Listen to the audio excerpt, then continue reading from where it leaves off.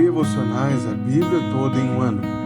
Hoje, Jó, capítulos 24 a 27.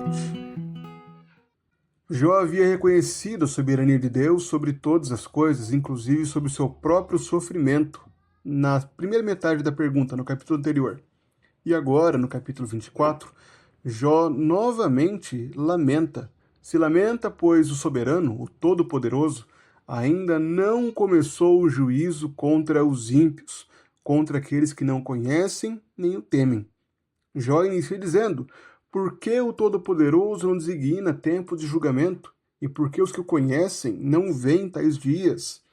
Jó, como homem justo, deseja que a injustiça do mundo seja corrigida, que Deus rapidamente intervenha e que assim estabeleça justiça nesse mundo caído. E a injustiça desse mundo é exemplificada por Jó com a exploração do pobre. Para ele, os pobres podem ser comparados com jumentos selvagens no deserto. Eles saem para o trabalho à procura de alimento, eles permanecem no campo aberto e encontram comida ali, para ele e para seus filhos. Eles cortam o seu pasto no campo, apanham as uvas que ficam nas vinhas dos ímpios. E por mais que eles trabalhem tanto assim, eles permanecem com fome. Os pobres andam nus, sem roupa, e são famintos, e carregam feixes.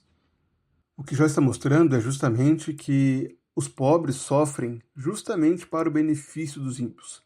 Aqueles que fazem o mal são muitas vezes poupados, enquanto aqueles que precisam continuam sempre carentes. E ao contrário disso, os ímpios são aqueles que se levantam de madrugada e matam o pobre necessitado. Não bastasse o sofrimento do trabalho, o pobre ainda sofre com os ímpios, com aqueles que fazem o mal e roubam tudo que ele possui. Mas Jó aponta para um conforto, para um consolo. O Senhor está atento aos perversos. O Senhor sabe exatamente a conduta do ímpio e um dia agirá. Jó diz: Ele, o Senhor, lhes dá descanso, e nisso se apoiam. Mas os olhos de Deus estão atentos aos caminhos deles. O capítulo 25 volta para o argumento de Bildade, dizendo que nenhum homem pode ser justo diante de Deus. Deus é tão impressionante que os próprios céus empalidecem diante dele. O homem, em sua insignificância, nada merece diante de Deus. Esse é o argumento de Bildade. Então, no capítulo 26 e 27, Jó retoma o seu argumento, a sua resposta, e volta a declarar que o Senhor é aquele que está atento a todas as coisas. Jó afirma que o mundo dos mortos está desnudo diante de Deus e não há coberta para o abismo. Ele estende o norte sobre o vazio e faz a terra pairar sobre o nada. Prende as águas em densas nuvens e as nuvens não se rasgam debaixo delas. Jó descreve toda a grandeza de Deus e conclui dizendo que isto são apenas as bordas dos seus caminhos. É dele que temos ouvido, apenas um leve sussurro. Mas o trovão do seu poder, quem o entenderá? Jó está afirmando que Deus é infinito, que os seus planos, a sua vontade e o seu poder não podem ser mensurados pelo homem. Porém, Jó nunca abrirá mão da sua integridade. É isso que ele declara no capítulo 27, na segunda metade de sua resposta.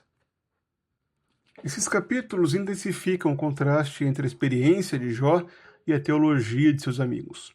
Jó observa que muitos ímpios não só escapam do juízo, como também oprimem impunemente.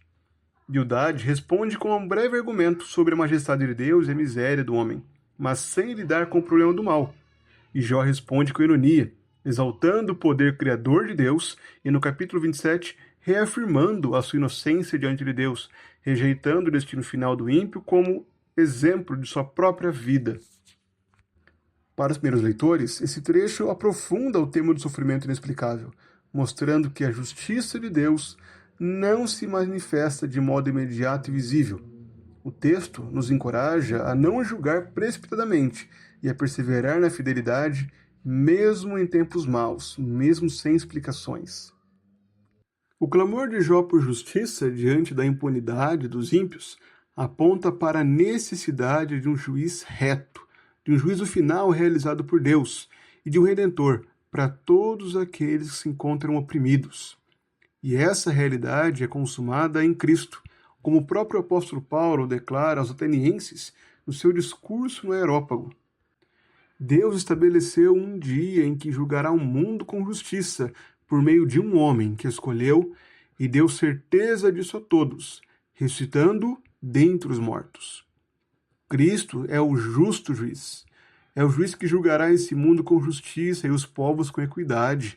É ele que trará o pagamento para todos aqueles que andam em iniquidade, em pecado e não se arrependem, e ao mesmo tempo trará a justiça que os justos tanto almejam. Naquele dia, os que têm fome e sede de justiça serão saciados plenamente. Já são bem-aventurados, mas naquele dia desfrutarão de uma alegria ainda maior. Além disso, Jó permanece íntegro, mesmo quando Deus parece distante e o sofrimento parece injusto. E isso aponta justamente para tudo aquilo que Cristo sofreu na cruz. Cristo é o servo sofredor que foi moído por Deus sem nenhum pecado, para que nós, que merecíamos o seu juízo, fôssemos perdoados pela sua graça. Diante disso, temos um chamado urgente. Perseveremos na fé.